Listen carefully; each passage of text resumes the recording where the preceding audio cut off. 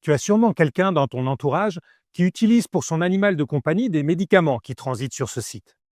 Si le médicament est mal conservé, son animal qui lui est cher pourrait subir des effets indésirables plus ou moins sévères, voire en mourir. Cependant, quelle fierté de faire partie d'équipes qui fabriquent des médicaments qui améliorent ou sauvent les vies de nos compagnons, parce que oui, c'est ce que tu fais.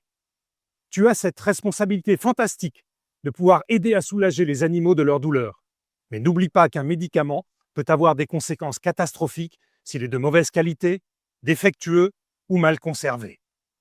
Pour t'aider à gérer la distribution des médicaments de qualité, les autorités nous donnent un cadre, les bonnes pratiques de distribution, BPD en abrégé. Et certainement que dans ton entreprise, d'autres référentiels d'autres pays peuvent s'appliquer aussi.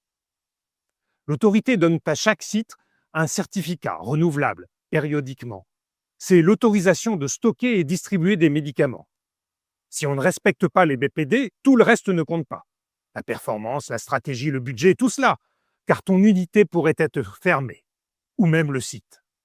Imaginerais-tu notre circulation routière sans code de la route? Quel bazar ce serait! Et il te semble évident aujourd'hui de respecter au mieux le code de la route. Et il te paraît aussi tout à fait normal qu'un policier veille au respect de ce code. Alors bienvenue dans ce parcours de formation sur les BPD pour découvrir comment ce code de la route est fait pour t'aider à protéger les animaux, les consommateurs de produits d'origine animale et ainsi éviter les accidents. Les BPD sont l'ensemble des règles à suivre pour assurer et prouver que les produits qui transitent dans les entrepôts sont sans danger pour les animaux et conformes aux autorisations données par les autorités. C'est le référentiel légal pour la distribution et le stockage de médicaments vétérinaires permettant de garantir l'efficacité des produits et la sécurité pharmaceutique. Pour bien comprendre et faire simple, le site est soumis au Code de la santé publique, c'est la loi. Sur la base du respect des BPD, l'autorité compétente, par exemple en France, l'ANSES, l'Agence nationale de sécurité sanitaire de l'alimentation, de l'environnement et du travail, via sa branche la NMV, l'Agence nationale du médicament vétérinaire, nous donne une autorisation d'exploiter. Puis pour chaque produit, il délivre à nos fournisseurs titulaires une autorisation de mise sur le marché AMM, contenant des spécifications d'emballage et de stockage. Ensuite, l'autorité réalise des inspections régulières, environ tous les 3 ans, pour vérifier l'application des BPD et éventuellement le respect de l'AMM.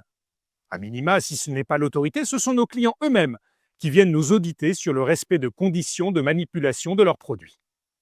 Cependant, comme pour tous les textes réglementaires, tu as certainement un a priori négatif, touffu, difficile à lire, contraignant.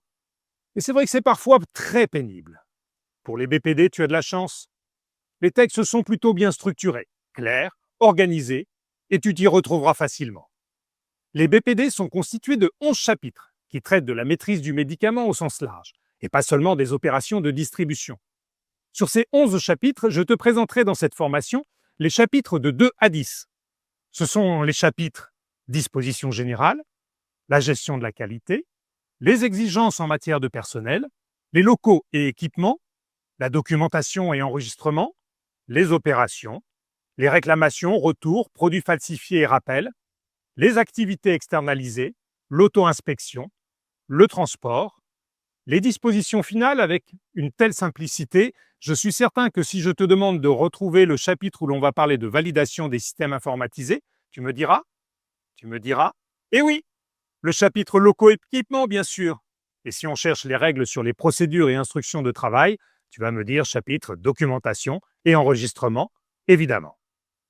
Pour te simplifier les BPD, le parcours de formation que tu vas suivre va te faire découvrir les chapitres qui te concernent toi, tous les jours, dans ton quotidien. Simple et efficace, nous avons interprété pour toi chacun des chapitres pour en faire ressortir l'essentiel qui te concerne et seulement cela. Les vidéos font entre 2 et 8 minutes et sont souvent suivies d'un petit quiz de vérification de ta bonne compréhension et d'une mise en pratique dans ton environnement. Alors je te remercie des quelques minutes que tu passeras à notre compagnie et je t'invite dès maintenant à aller voir la deuxième vidéo de ton parcours BPD. À tout de suite!